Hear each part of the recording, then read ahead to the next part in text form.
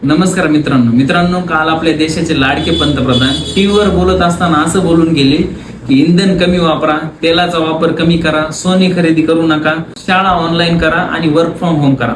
घर में कोई भी फंक्शन हो, कोई भी कार्यक्रम हो, हम सोने के गहने नहीं खरीदेंगे। पेट्रोल डीजल का संयम से इस्तेमाल करना।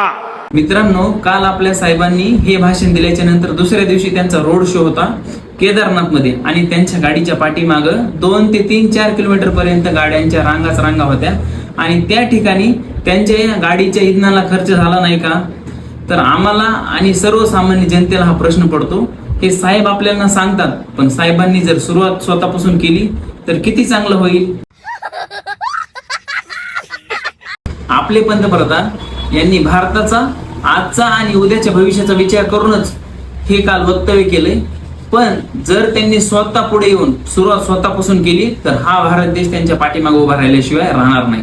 मित्रांनो, आजची भारताची आणि महाराष्ट्राची परिस्थिती पूर्ण बिकट आहे, कारण इथे एक आमदार आणि एक खासदार फोडण्यासाठी 100 ते 200 कोटीचा निधी वापरला जातो।